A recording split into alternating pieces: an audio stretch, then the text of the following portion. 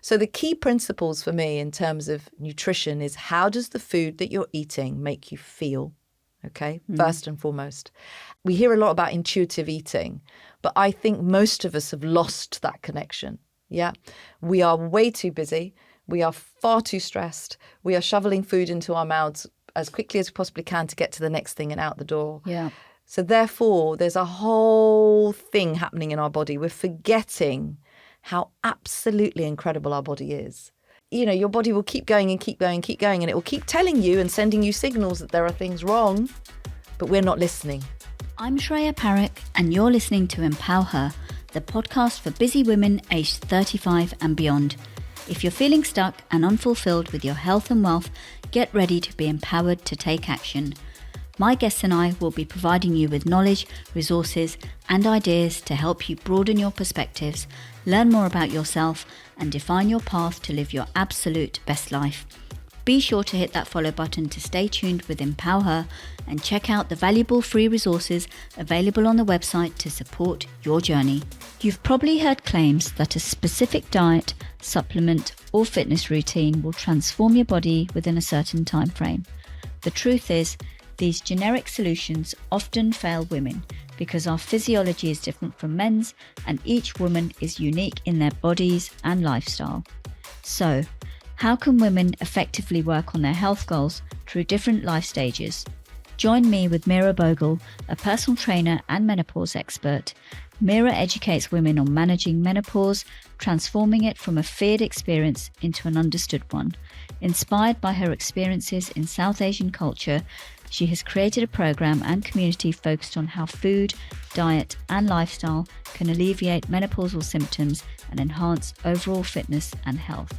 Meera served as the Holland & Barrett ambassador for the Every Menopause Matters campaign in June 23. Her advocacy for greater menopause awareness, especially within ethnic communities, has been featured on BBC Radio, Times Radio, The Huffington Post, OK Magazine, Hello Magazine, and ITV News. Get ready to explore your next steps for achieving your mind and body goals. Meera, welcome to the Empower Her podcast. It's great to have you on. Thank you so much for joining me today. I'm excited to talk about your journey and obviously all the great things that we're going to be talking about today. Could you please introduce yourself and explain what you were doing and what you're doing now? That'll be great. Thank you. Thank you. And thank you so much for inviting me on, actually. Really excited to be here. So my name is Meera Bhogal. I am, at the moment, currently, I've got a lot of roles. I'm a menopause expert, menopause educator.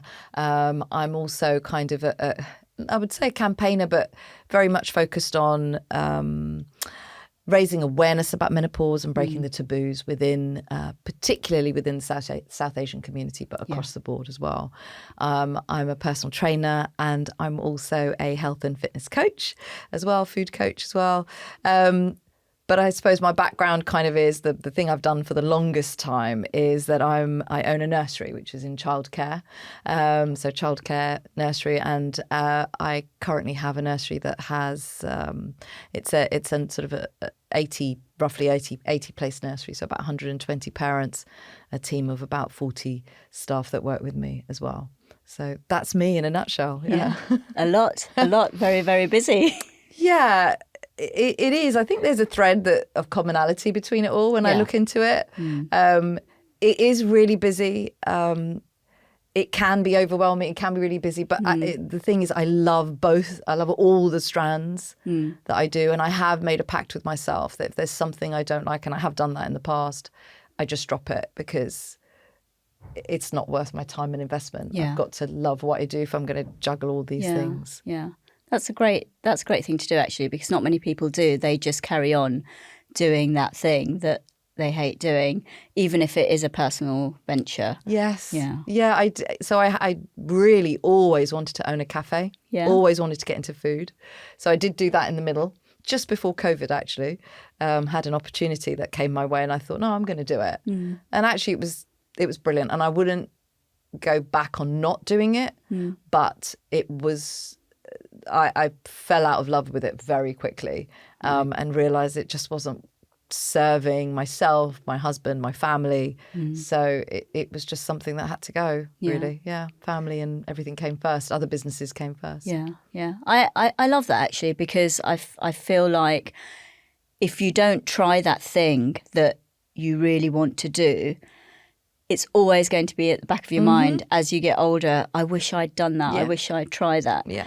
And even if it doesn't work out for whatever reason, you still did that. And I think that's the important message to get across. Yeah, You know, just do it, even if it lasts for 6 months, 2 months, a year. Yes. At least you know. Yes. Yeah. And I think also not having, it sounds really, not having an attachment to things. I think that's also quite key, because sometimes it's really hard to go. So I had 2 nurseries at one stage, one sort of almost like a satellite, a little bit further away. And again, that was something I just let go of, because it just wasn't working. It was draining too much and too many resources. And that was the same as the cafe. It was just draining too many resources, personally, emotionally, and physically as well. So it's just this thing of and letting it go. But people are, oh dear, is everything okay? You kind of had to close that business. Is that all right? And it's just like, no, it's all okay. Actually, it's actually better. I've got to let go of it because it's not working for me. Yeah, that's great. So look, I really want to talk about fitness and nutrition, and I really want to kind of delve into that a little bit more, and also how that links up with the menopause. So with fitness, there's so much stuff out there, okay? And even me, I'm constantly looking at people, constantly, watching people going from, this weight or looking like this to looking like this, and people trying to sell that to you. And it's quite overwhelming. I have once done a program. I'm not going to talk about which program it was, but I have done a program, and it was very intense. And I realized this doesn't work. Maybe it works for some people, but it absolutely does not work for me, and it didn't work, and it was not sustainable. Can we talk a bit about that? Because I feel like there's a lot of stuff out there, and how do women kind of navigate that, and how do they know what's right for them and what's wrong for them, especially as they're transitioning through life. It doesn't matter what age you are, 20s, 30s, and then you come into your 40s, going through perimenopause, and perhaps, some people may have it earlier than that.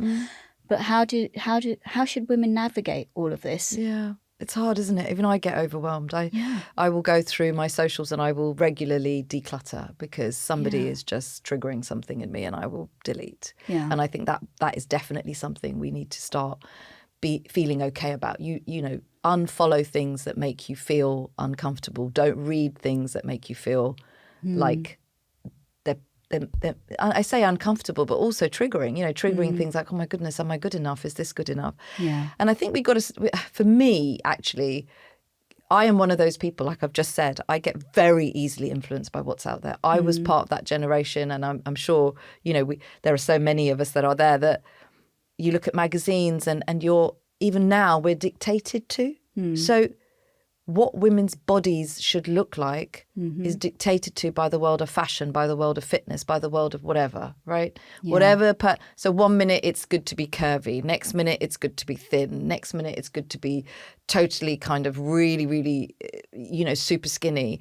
All of those terms, even jeans, super skinny jeans, things like just terminology. So I think it's taken me this long, and I'm still there, to actually realise that we are being funneled down these little tunnels, and it's just playing with our minds. So I think the first thing we've got to start to do is, and it starts from such a young age, you've got to start to look at yourself in the mirror and look and see what there is and accept what there is, and that's really hard. And not be dictated to, not be judged by people that never see you, magazines and people on influencers on Instagram or TikTok. So I think that is really, really crucial. That's the first part. The second thing to kind of take note of, and it's again something I'm learning now, is that there's very little to no research on women in sport, women in fitness, women in health, women in medicine. So actually all of the studies and things that have been done, you know, in the past have always been done on men. And it's always been assumed that we're little men, you know, and we are so not. And if you start to, you know, be inspired by people like Dr. Stacey Sims and other women who are in the fitness industry, but also have medical backgrounds, and they're kind of combining the two to look at sports science and look at all of those things, how athletes perform, you know, and that actually things like missing periods because you're an athlete who's performing is actually wrong because that shouldn't be happening. Whereas in the past, oh yeah, you're overtraining, it's fine because this is just what's happening to your body. So certain things like that, realizing that what she says is we are not little men. You know, women are completely different physiologically. Once you start to establish those things and realize those two kind of mindsets inside you, almost like a daily mantra, you can then start to move away from what people outside marketers or marketing companies and organizations and trying to do, which is to fit us into their boxes. So that they can sell us things that we need. And actually we may not. And I think, you know, we've kind of had a chat about this before where it's actually that one size really, really doesn't fit all.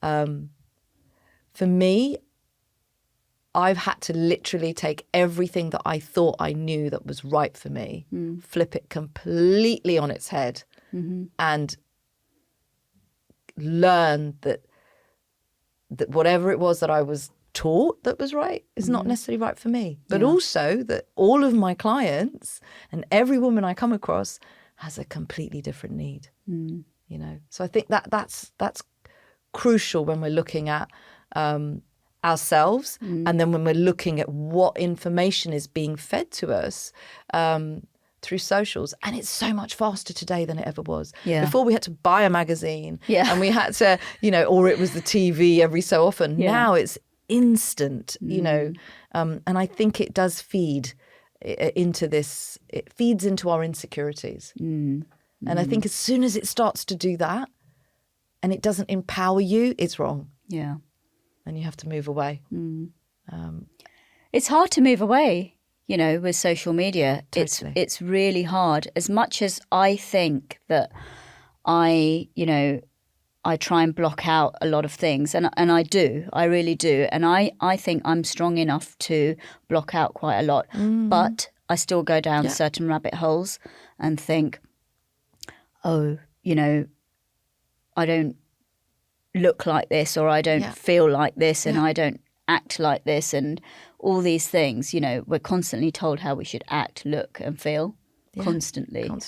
And it's very hard to stay away from that. So when you're looking at all this information, how can you really kind of take a step back, because you've gone down that rabbit hole already? And you want, when you're in there, you start feeling all these things. I'm not good enough, or I should be looking like that. Look at her. Look what she looks like. Look what she's achieved. Look at all the great things she's doing. And then that selling starts as well, right? Come and, if you want to look like this, come and join my program. But at what point do you say, actually, is this program right for me? It's interesting because obviously for me as well, I'm part of what I do is, and I didn't realize this, but part of what I do is sell what I do, right? So that is another thing where I'm thinking, and it is a real dilemma, and I get caught in this dilemma all the time, and I try not to sell, but at the same time, there are people who want information and want things, and they want the knowledge. So I have to be really careful about what it is I'm presenting, what I'm selling. So the first point was, how do you kind of come out of that rabbit hole? And for me, I would say the most crucial thing is surrounding yourself with people who are able to help you and voicing that. So for me, my family for sure, and I've built up honestly, they are a wonderful little community, and we're not big by any means. We're not noisy. it's interesting because my client base, the people I'm surrounded by, I now see a real commonality with all of them. We're quite strong women. We have, good mindsets. We're really kind of focused on what we feel is right and wrong. We're quite kind of determined women, all of us, and the men actually that I have as clients. But we're quiet. We're not noisy. We don't go around. There's not constant communication and constant chitter chatter and noise in the background. We're just very settled and happy in ourselves. But we come together when we need it. And I think for me, being able to say to Harry or my daughters, oh gosh, that person, or this person's doing this, and should I be doing that? And they're taking this supplement. Do you think that supplement's going to work? Do you think I think I should order it and try it? Or, oh God, no, I don't. Oh, no, look, I don't feel right in this outfit because my tummy's sticking out, or I don't know. And it happens. It happens. It does happen. And I'd be lying if I said I just, wake up in the morning and think, yep, I feel fantastic. No, it's just not how we are. But it's having that person, A, voicing it, and then B, having that person or those people around you who you trust and you believe in, who have got nothing to gain by telling you what they feel. That's the first thing. Yeah. So with Harry, if I say, oh gosh, I feel really terrible in this outfit. Look, there's a bump or there's a this or there's a that, which sounds ridiculous. I know it's true. He'll say, right, I'm going to take a picture. And he'll take a picture. And I'll look at the picture and I'll go, that's not what I saw in the mirror. And he's going, yep, that's exactly right. And it actually, that moment is like, oh my God, what am I doing? But I still need that support to keep, it happens periodically. Yeah. Or my daughters, who are both very different. They're so beautiful in how different they are. I love it. Because they're almost like other ends, they sit either side of my shoulders. Like one's this way, one's that way. But both super sensible and lovely girls. And they will say, do you need, I'll say, I want to buy that. I want to do this. Do you need that, Mum? Have it if you need it. Get it if you think it's going to work. But does it really? Maybe just think about it. So as soon as someone says that, you step back, you stop, and you think. Yeah. And I think that's the key. It's don't react. Don't let someone feed into your insecurities. That's as soon as that starts to happen, stop that, talk about it, surround yourself with people who are going to be able to advise you in the best way without any gain at all. I think that for me is the key for that rabbit hole. You're absolutely right, actually. When I signed up to that programme, my husband and my kids they thought I was crazy. Yeah. And they said, what are you doing? Are you sure this is like normal? Like, this doesn't look right, what you're doing. Not the exercise part of it so much, but the food, the diet part of it. And not that, I didn't need to diet, but it was a case of, if you restrict your food to a certain extent and lose all the body fat, then you can kind of create muscle and all of that. But my aim was not to be muscly, and I didn't want a six-pack. That was not my goal. But lots of people on the programme, that was their goal. And the outcomes was the picture of the muscly man or woman with the six-pack or whatever pack. And that's why it completely did not work for me. And it took my family to give me that reality check. Even my mother-in-law thought I'd gone nuts. Yeah. And I think, again, with that, it's about arming yourself with the right questions. So I always say to my clients that if anyone in your family, I'm talking you through what we're doing, what your plan is, it's bespoke to you. I'm not sitting there getting a meal plan out and going, you're all having this, whatever it may be, this arbitrary figure of 1,200 calories or whatever it is, or less than that in some cases. But whatever that is, there are some of my clients who don't ever count calories. There are some of my clients who come to me from a fitness and health perspective or a food perspective just to feel better about themselves. Yeah. There are so many different reasons why people want to make small changes or be reassured about what they're doing.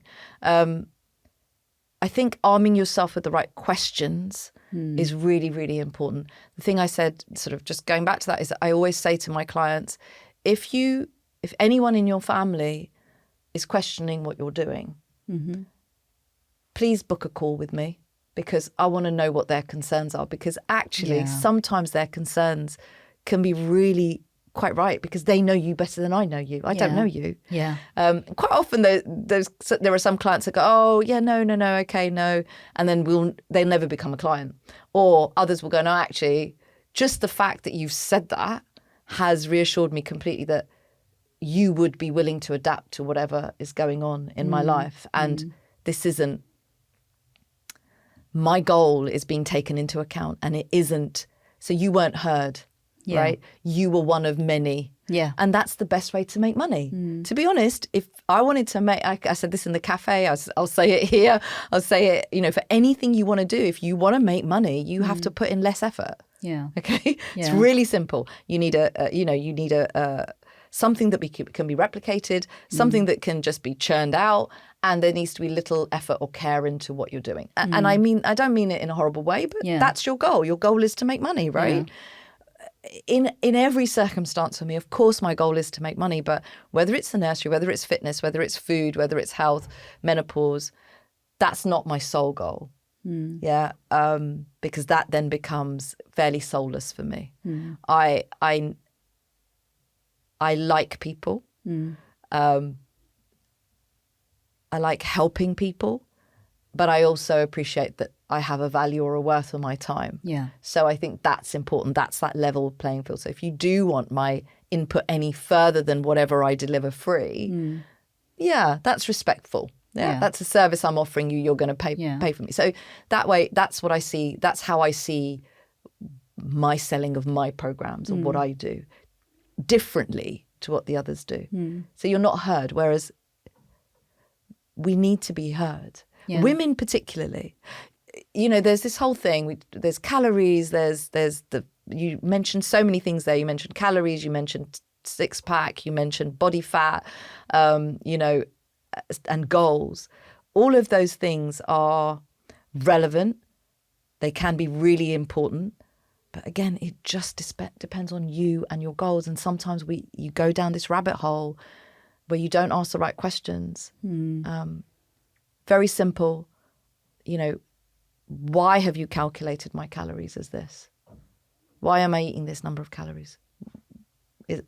What have you based that on? Yeah. Really simple question to somebody. If you've got a coach or if you've got a personal trainer who's doing this for you, they should be able to give you a really clear and concise answer as to why those calories are specific for you and your lifestyle, what you do every single day, what movement you do every single day. Also, the foods within your program need to fit around what your lifestyle is. Oh, it absolutely didn't. No, because it's easy. Not. Yeah. It's easy. If you eat broccoli, right, if you eat porridge, but if I give you a standard thing to fit into with the X number of calories based on your thing, and I get you to eat the same thing every day or maybe a slight variation, of course you're going to have a fantastic result, right? I know that. Everybody knows that. There is a formula, but what does that, if your goal is to get from there to there, if you are morbidly obese, there are certain things that you need to do.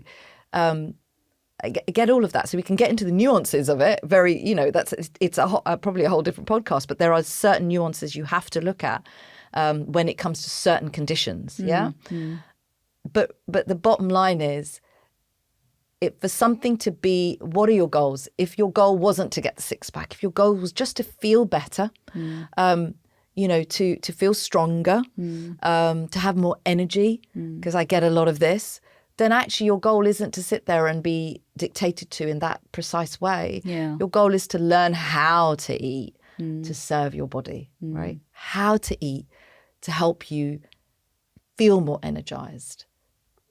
That is the key, and understanding those different stages of your life. And for women, it can be really, really dangerous to drop body fat for a long period of time without it being monitored, guided, understood, if you're a bodybuilder and you're doing it for a competition, that you're being monitored, right? You're doing it. All due respect to all of those people who do it, and it may not be for everybody, but that is a discipline. It's just, if you're going to climb Kilimanjaro, if you're going to run a marathon or an ultra marathon, or you're going to do Mont Blanc or whatever it may be, you're going to do any kind of sport, you need specific nutrition, specific coaching, specific guidance. So in all of those ways, you've got to think about actually what is the ultimate goal. So I think being heard is really important, and you weren't heard. Yeah, no, I wasn't. And, I went down that rabbit hole. And, I'm glad I realised, and I'm glad it took my family for me to realise. And I think that's so important. It's so key that you have the people around you telling you what are you doing? Like this is not, this doesn't look right. So you talk a bit about the nutrition side of things. Now, that's another whole different thing, okay? I mean, there's so much out there, and even linking it up to menopause now, there's menopause chocolate. Yeah. I mean, no disrespect, but what is that about? Menopause chocolate. No, I mean, be as rude about it as you want. I just think, chocolate is chocolate. Chocolate. There is no menopause chocolate. I don't know what's in that menopause chocolate, but I'm not here to talk about menopause chocolate. But I just had to highlight that because I just thought that was the most ridiculous thing bizarre. I've seen. It's all bizarre. Menopause this, menopause shampoo, and menopause. I don't understand. But I'm not going to go into that in detail right now. But the nutrition side of things. So again, there's a lot of information out there on food and what you should be eating, what you shouldn't be eating, the vitamins you can take, especially the vitamins you can take and the supplements you can take when you're going through perimenopause or menopause. How do you know? Yeah, how do you navigate what is that? right? How do you even navigate that? Yeah. I'll just say one thing. Stick to basics, stick to simplicity, okay? Again, you're being targeted because you are a specific demographic that, is your, what are they focusing on again? Once again, what are they focusing on? Your vulnerability, your insecurities, right?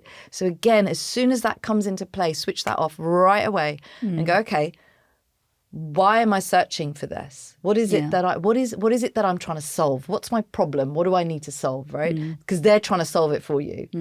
And I do say they, because it is lots and lots of companies. Yeah. There are some companies and some organizations that have a fantastic brand and story behind them, and they're great, but that doesn't mean that that's for you still. But I'm not knocking them, again, that we are constantly being sold to. Yeah. So I think it's for us to take responsibility for ourselves.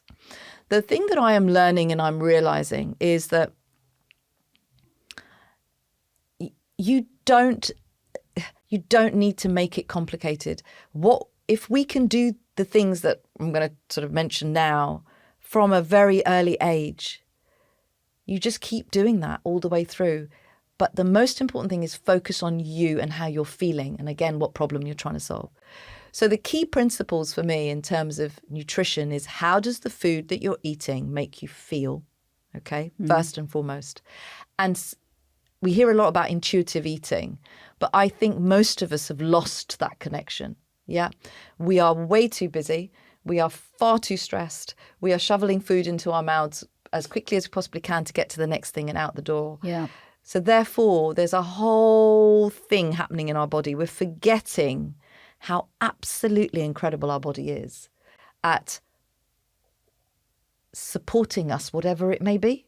So, your body will keep going and keep going and keep going, and it will keep telling you and sending you signals that there are things wrong, but we're not listening.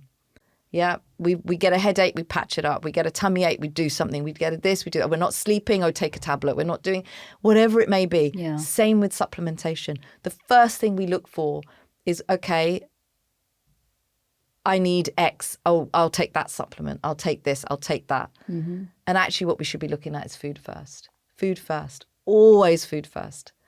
A supplement should only be there because you are lacking in something. Yeah. So you shouldn't be taking a supplement, whether it's a multivitamin or not, whatever stage of life you're in or not. really don't need to be taking a supplement unless it is something that you are depleted in, and you know that because you've had a blood test or you've had some kind of information to give you that. Then, yes, if you can't get it through your food, because sometimes vitamins, minerals, nutrients are difficult to get through food on all occasions and the amount that we need. Vitamin D is one of those. You then do need to supplement. Okay, so that's kind of where supplement comes in. It is a supplement. It is not your main source of nutrition. Yeah. So thinking about food first and focusing on how that food, really connecting with how that food makes you feel, and that leads you into that mindfulness, that leads you into mindful eating, that also leads you into trying to reduce the stress levels around food. Because if we're very stressed and we're shoveling food in our mouth because we're going from A to B, and this is, and I mean continuously, I don't mean, yes, okay, there's one meal in the day where everybody's rushing because you've got kids and everyone's running out the door, and we've all been there and done that. But one meal, even if it's dinner or it's lunch, even if it's you on your own, that you sit for 5 minutes and eat, that will connect you with actually, how am I feeling? What am I doing? Am I chewing? Reduces your stress levels. You're then able to absorb those nutrients much better. And then you can connect with how that makes you feel.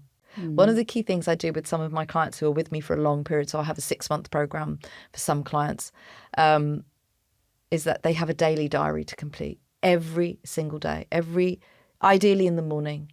And it goes through how they've slept, how they're feeling, how fatigued they are, what their stress levels are like, what their movement has been, whether they've been to the loo, Along with that, they actually do complete a food diary as well. And we connect that. And every week we sit and talk through how that week has been, how they've perceived it to be, and actually link it back to food, link it back to stress levels. Such a magical correlation between it all. Wow. The times you don't eat as well, or you don't eat as much, you'll suddenly find sleep starts to go. You'll suddenly find you perhaps bloat. When you're anxious or stressed, you might find that bloating starts to happen. You may become constipated, or the other way, you may have diarrhea. You then start to feel fatigued, and it's all linked. All of those things are connected together. So food in isolation, yes, definitely, but connected to all of those things, 100%. So, yeah. I never thought of it like that. And you've just kind of made me think about what I do. I've always been a food rusher. Like, I'm always eating, even at the dinner table, I'm eating in a really rushed way. And I'm trying to, be mindful of how I'm eating now a lot more, and eat slower, chew my food, because that's the other thing I don't do. I chew a bit and then just swallow. Yep. And then that's that. And I know that's wrong. Wrong for me, should I say. Yeah. And I love the way you put the fact that, it's not about, eat, you have to eat broccoli every day or this every day and that every day. It's the whole thing. And it's all connected, because people don't look at it like that. They just think, right, I need to introduce nuts into my diet. I need to introduce this into my diet. And then the whole supplement thing comes into it as well. People are taking supplements. I believe, don't quote me on this, but I don't think the supplement and the vitamin supplement industry is regulated. No, I don't think it is either. Medication is. It's like not. actual drugs are that are prescribed. Yeah. So really, we think we need all these supplements, and I've been down the supplement rabbit hole as well. Yes, me too. I have. And the superfood rabbit hole, right? Yeah, all this thing about superfood and maca and ashwagandha and all of this spirulina and all of that stuff. Yeah. I've done it. I've been there. I've taken and honestly, the amount of money I spent, did I feel very different? I don't know. Not really. Yeah. And the menopause chocolate, it's this thing about, what is that? What is that? It's nothing. It's literally, it may have some ashwagandha in it. It may have some maca in it. It may have some, what's that going to do? Yeah. You just need to eat the chocolate that you enjoy. If it's not the best quality chocolate and it's full of sugar, then maybe just have the smallest amount of it. Yeah. If it's good quality chocolate, again, enjoy it a little bit more in the sense it's darker, it's not got the sugars and the sweeteners in it. Great, that it's literally about being as sensible as you possibly can. Yeah. And we eat. You're talking about rushing at the dinner table. Yeah. One of the things, and it's not me, that I instilled it in my daughters very early on. But it's something that they have really cherished right up to this day, because I literally had a message from my younger one today saying, Mum, none of us have eaten dinner together for like 2 days. I'm like, yeah, I know. So we actually eat. We try really hard, despite our busy lives, to try, even for 10 minutes, to come together at that dinner table. Yeah. And that is, and every time that there's that reminder, and one of my other girls, she's really hates anything with social media. She's like, no phones at the table. Wow. Yes. That's great. Really. It's usually me saying that to my kids. No phones at the table. Keep them over there. Yeah. No one's to touch the phone. Even if it rings, don't touch it. No. So it is. You just think, don't. When you're bringing up your children, raising them, all the things that are there, don't think that they've been lost. They come back. One's 28, the other's 30. So they do come back. Yeah. And they become really important parts of their life. Yeah. So what you're doing, how they look at you, is how they're going to carry on doing. So that food thing that you're saying, I was the same, and I only really started to eat with the children because actually otherwise I didn't sit down to eat. Yeah. And it was the only time that I knew I could sit together. And it was just something that I wanted to do ever since the children were little. Yeah. Also because I think when you start to eat together, hopefully that builds up a healthy relationship with food as well. So yeah, that is definitely one thing I definitely do. Dinner time, we all get together. It doesn't matter what's going on. Yeah. And I've stuck to that. Yeah, there are occasions where that doesn't work, but it's rare. And I make sure it's rare because I think it's so important. Yeah, sometimes at the dinner table, the girls are scrapping or they're fighting or they're annoying each other and whatever. Yeah, and sometimes I'm like, God, why did I do this? I just want some peace and quiet. I know. But that's family. Yeah. It always gets sorted out at a dinner table, doesn't it? I mean, it's that's what families are about. Yeah. And food, families, all of that comes together. That understanding of food. The taste, the appreciation of food, all of that comes from their experiences and our experiences. Yeah, of course. So food is such a fundamental part of our. It's very emotive as humans. It can be a really emotive thing. Whether there's disordered eating or there's whatever you would call normal eating. I don't even know what that is. But, or a healthy relationship with food, as they call it, whatever that may be. But that all comes and stems. It's all emotive. It stems from our upbringing. It stems from our environment. It stems from everything that we're being fed as well. But food is one of the things I find that is actually the hardest thing for people for the clients I have and the people I speak to actually shift and make the changes in. They hold on to habits and they hold on to beliefs very strongly when it comes to food. Not so much with exercise. Exercise, it's sort of, you feel like you can just about, navigate people through, but food is very emotive. Yeah.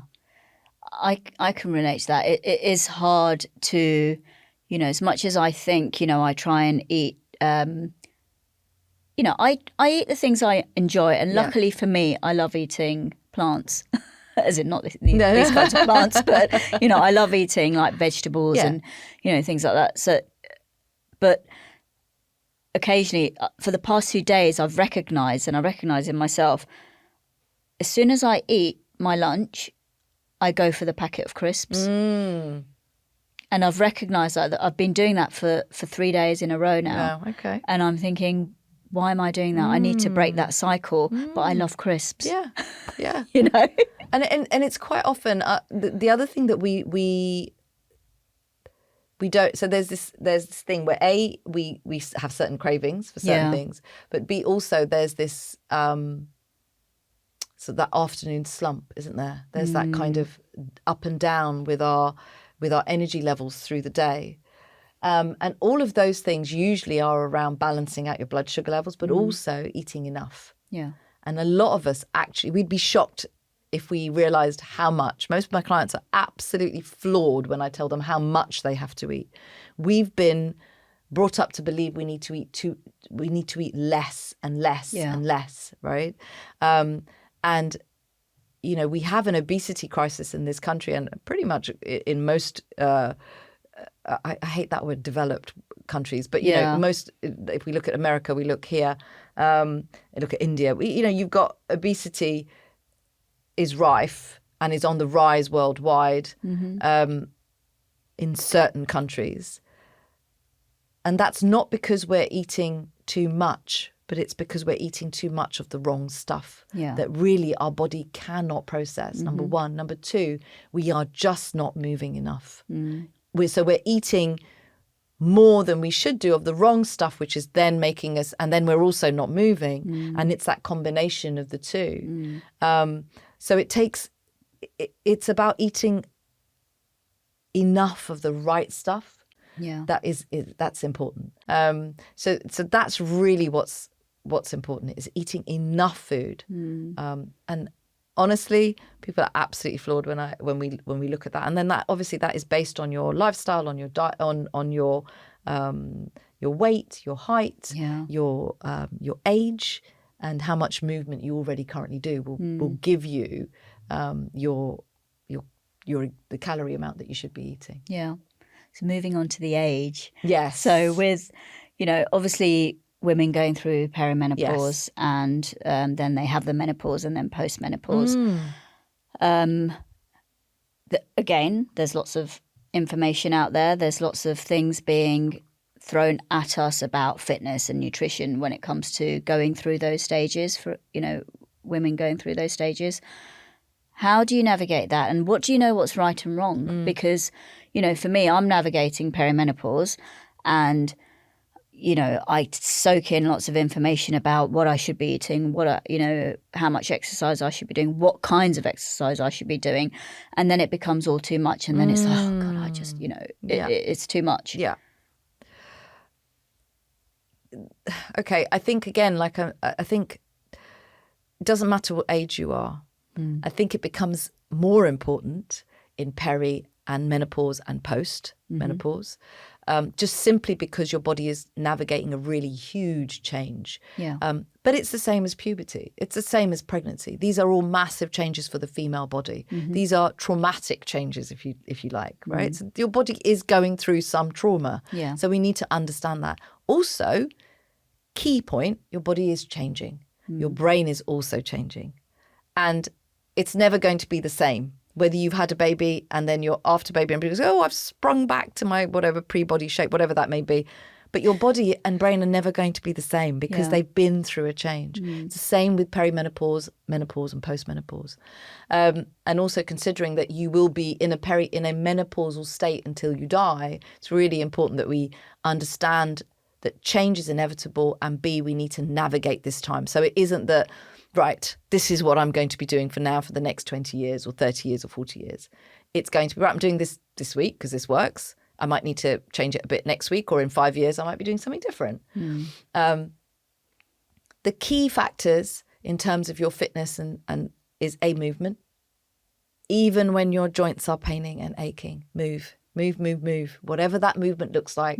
And that movement needs to make you feel good. Yeah. Yeah. So there is just, people say to me, well, so I should be doing, 3 sessions of HIIT and, but I really hate it. And and then I'm so tired after I've done it. I'm like, well, why are you doing it? Perhaps think about dancing or swimming or playing badminton or doing something that you enjoy, which is Zumba, which is a sociable thing. Yeah. So it's about doing, there's certain things about movement. It's got to be something that you enjoy. Okay. We should be moving every day. Okay.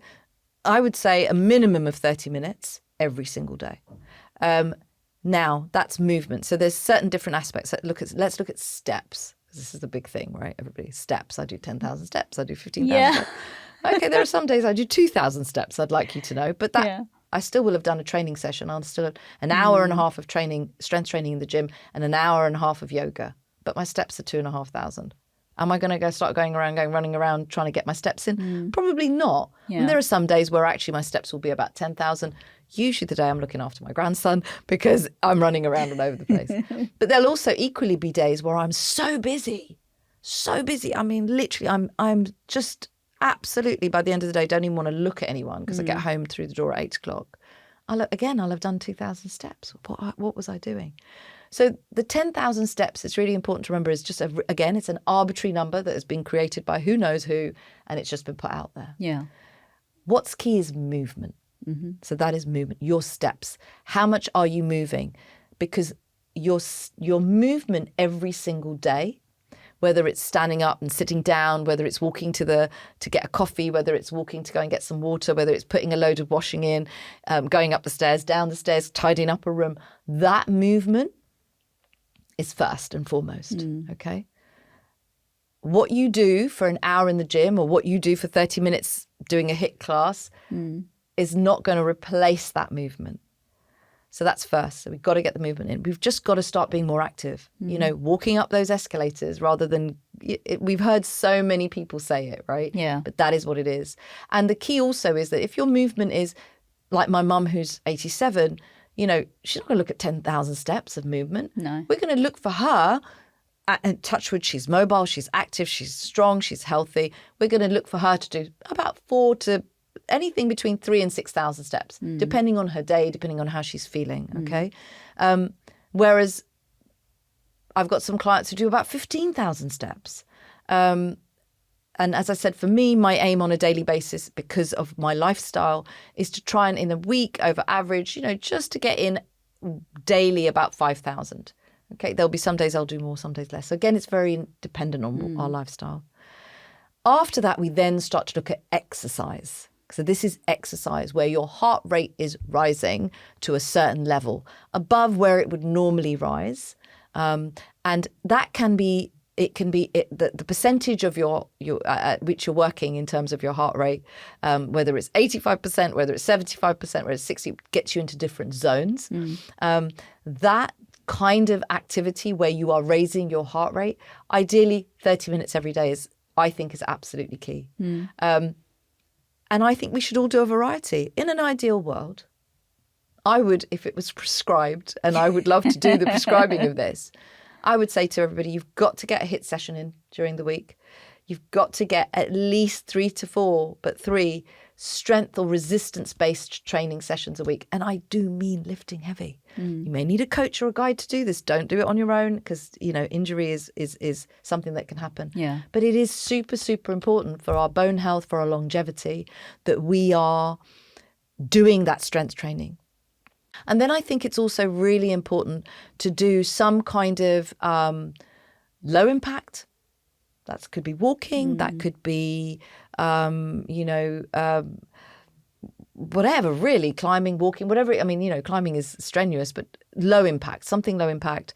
And that doesn't count within the kind of yoga, meditation, mindfulness, and Pilates. That is separate.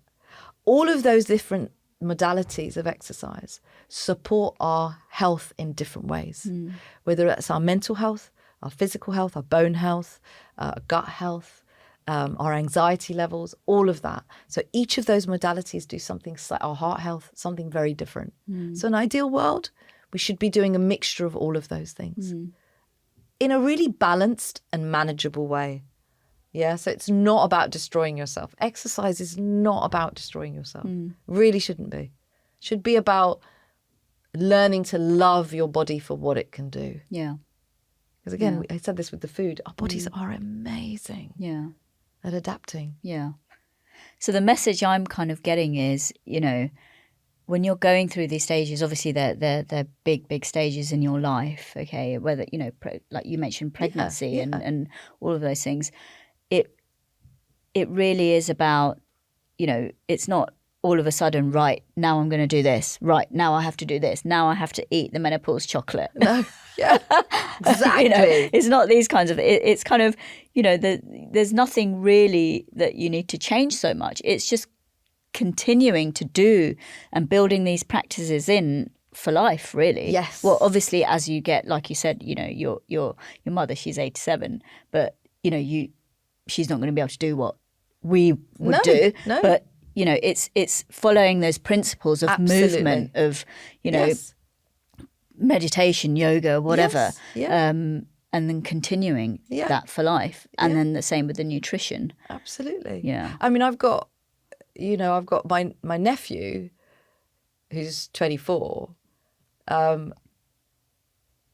who I will be able to chat to about exercise, nutrition, what are we doing? What's the weight? What's the goal? What's the this? And my son-in-laws and my daughter, all who are much, much younger.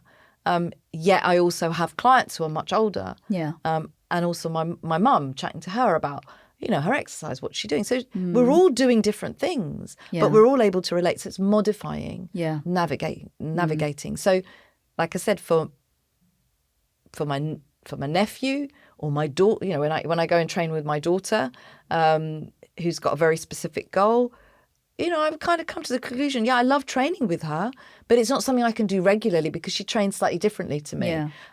But I can still do it. And yes, we're still lifting heavy weight, and her weight is different to my weight, but that's absolutely fine. Yeah. So it's getting out of that comparison. Yeah. Going back to that rabbit hole. I look like this. I want to look like you. There's so many aspects to that, lifestyle, diet, but also genetics, also dedication, persistence, consistency, all of that. Once you get over that, you then are able to exercise and use exercise to really replenish, feel good for the rest of the day, feel energized. A lot of the ladies in my community, we do there's 2 30-minute classes every day, a real different, real range of them. Some of them join every day. Some of them join 3 times a week and do other bits and pieces. But everyone who joins and goes, oh my God, thank God, that was so good. I feel so much better. I've got mental clarity. My brain fog has lifted. I'm not feeling anxious. I'm not feeling tired. Some have come to me with osteoarthritis. I'm feeling like my joints can move again. Yeah. There are some serious conditions out there that we need to make sure that we don't dismiss this time of our life, and we are really mindful of the fact that whilst we don't want to sit there and live in fear, we need to understand that we have to be responsible for ourselves in terms of avoiding and reducing the risk of certain diseases. Yeah. For women, I mean, I'm saying this for women in particular, osteoporosis, heart disease, diabetes, high cholesterol, obesity, all of these things are Alzheimer's. All of these things are things that we are as women at much higher risk of getting because we go through those menopausal years. Mm-hmm. So what I'm getting really is that, obviously our bodies are different anyway. Women, our physiology is different, which, a lot of us should know. And when you're thinking about exercise, nutrition, and like you said, just movement, it's not a one size fits all. Yeah. Wherever you are, whoever you are, think about what works for you. That's what I'm getting here. It's not, someone that you see on social media or your next door neighbor doing X, Y, and Z, and that may not and probably won't work for you. It's more about going down, I feel like, the bespoke route. Yeah. And even tuning into your own body and your mind and seeing your lifestyle. Everyone's lifestyles are different. Some people don't have children. Some people have 4 or 5 kids. Some people have 1. Some people don't have caring responsibilities with their parents. And, there's lots of different situations. Exactly. And you cannot look at that one person on social media or your next door neighbour and do a copy and paste. No. And that's what I'm getting here. Yeah, totally. And I think sometimes it's like, I always think to myself, what if my daughter came to me and said, oh, I really want to look like that person? I'd be like, no, but you're really beautiful as you are. Yeah. Just be you. But I won't say that to myself. Yeah. You know? Yeah. It's like we beat ourselves up because we have this dialogue with ourselves. Yeah. Yet we wouldn't say, you know, if somebody else said that to you, someone you really dearly love. Yeah. You would be devastated that that person who has this, who's beautiful with their character, with their personality, with their body and their face and their skin, whatever, however they are, they're beautiful. Yet they want to be like someone else. Yeah. It's like, why are we wasting our life trying to be like someone else? It's funny that, you know, we always give the advice, Yes. you know, oh, you know, no, don't do that. You're this, you know, whatever that advice might be. Yes. But we never take the advice that we're giving. And that's a funny thing. That's another podcast to go into. That That's isn't, something, I mean, you know, there's a client of mine who's a coach, and I was thinking, I just couldn't, you know, there was like a lot of barriers there, and I'm not I'm not trained to do this, that kind of psychotherapy stuff. But I just said to her, I said, okay, all right, I'm going to stop now. You tell me what you would say. This is what you've said to me. Tell me what you would say to your client if they came to you with that same thing. She said it, and then she just laughed, and she was like, yeah. Because I wouldn't say it to myself. Yeah. But I would get my client to do it, but I wouldn't say it to myself. Yeah. And I said, there you go. We're very good at giving advice. Very, very poor sometimes at taking our own. I think the key is to ask yourself, what advice would I give myself? Or if my friend was in this situation, asking the same question. I love that. Yeah. What would you say? What would I say to my friend? Because that's what I need to do. Yeah. Yeah. And I think it's like... Because it's your own advice. You're telling, you know, it's your own advice. It is. And so it's obviously coming because you love that person. Yeah. And it's really, it's kind of reminded me this morning, whenever I do brushing teeth with Dylan, because we're so fortunate enough that they're currently living with us. I tell you, it's such a blessing. And he'll brush his teeth in the morning. And ever since he's sort of began doing his brushing his teeth, he's only 22 months. I'll always say, oh, who's that handsome boy in the mirror? Look at him. He's got lovely eyes and and his nose, and he'll do this. And actually, it's like, it's the same. It's learning to love yourself, that person in the mirror, and actually saying to that person in the mirror, right, what would you tell yourself? What would I tell Dylan? What would you tell your daughters to look at? Like the good things, you know, how beautiful things are, rather than the negative, which we focus on. Yeah, exactly. You know? I saw this lady on social media. I'm going back to social media now. And she actually, I can't remember her name, but she said, when you wake up in the morning, the first thing, you know, you should do, doesn't matter, you know, where you are, whatever, go to that mirror and say, I love you. I love you. Yes. You know, go to that mirror, and that's the first thing you should say to yourself. That's the first thing you should do is to go and say, I love you in the mirror. And it does. It starts with loving yourself. And then, you know, whatever you want to do in life, the changes that you want to make with your health, nutrition, you know, fitness, whatever that is, whatever your goals are, and even figuring out your goals in the first place. Yeah. It's not a one size fits all. No. And, you know, it's people like you that promote that, which is great. And I think that you working one-to-one with people, you know, talking through their individual needs rather than saying, here's a program I've got for 50,000 women. Yeah, I'd love that. I mean, that would be great, wouldn't it? I'd be sitting on a beach in Barbados right now. I mean, yeah. But no, it is, and you do. Like I said, if you're thinking about how to make money, and that's all your goal is, yes, that's what you need to do. Yeah. Right? But if you really want to love what you do and have a soul to what you do, then I think it's just not possible to. I don't believe it's possible to do it that way. You know, and you've got to remember that the people that promote these, oh, look at this client and look at how she is amazing. They might have had 60 clients before that just didn't do, like yourself. You weren't able. You never got a shout out, did you? They never turned around and said, whoa, actually, out of this batch of 100 women that joined, or men or people that joined, only 2 out of that 100 went all the way to the end to do something. And they now look like this. And they now look like that. Yeah. And is that what you want to look like? Yeah. No. So then that's not. So you know what I mean? Whereas for me, it's like, I'm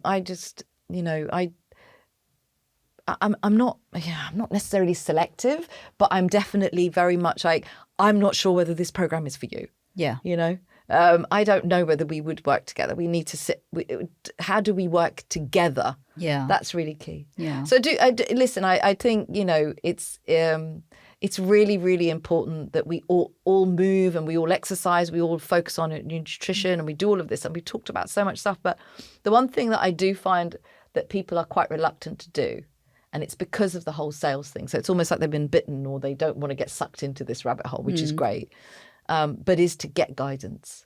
Yeah. And I have a personal trainer, and I train 4 times a week, if not 5 times a week. And I spend my money on that. I don't spend my money on going out for dinners and doing stuff, because that is my focus. I know that when I go and see that personal trainer, when I train with them, I'm getting 100% of what I need. And I don't need to mess about looking things up, doing this, doing that. I know they're looking after me and getting me from A to B in my goal. That's how it works for me. It's the same with my yoga. Yes, I could practice on my own, but actually I really enjoy being in the presence of, even if it's virtual, the presence of my yoga teacher and my fellow yogis, because actually it brings me something very different. I'm guided. Yeah. I'm getting that guidance. And you won't always be with the same person for forever. That may not happen. You know, I always say to my clients, you will use me as much as you need to use me. You'll need me for that period of time. You don't need to move on, because I may not be able to fulfill your needs. Yeah. But for the time that we're together, let's make it work to however you want to work. So don't be scared to get the guidance, but just make sure that whoever you're getting the guidance from is being honest and open with you. Yeah. You know, if they don't know about menopausal health and how you're going to feel on a day-to-day basis and what they can do, then to help you, then maybe they're not the right person for you. Yeah. You know? Yeah. So I think that's important, getting the right guidance. Yeah. The right fit for you. Yeah, absolutely. Yeah. I think that's 100% correct. And like I said, women go down this rabbit hole and search for things, but what you've said hits the nail on the head, really. We should be going out and getting the guidance, the correct guidance, and finding the right fit. So with that said, Meera, thank you so much for being on the Empower Her podcast. It's been great to have you on. Thank you for all your insights. And, you know, I look forward to speaking to you again. Oh, it's been such a pleasure. It's been so lovely chatting to you. We could have carried on for ages. I know. Thank you so much for having me on. Thank you. Thanks for tuning in to Empower Her. I hope today's episode has left you feeling inspired and motivated to make a positive difference in your world. Please follow the podcast and share it with anyone who will find it helpful. Until next time, keep striving for positive change and greatness for all women.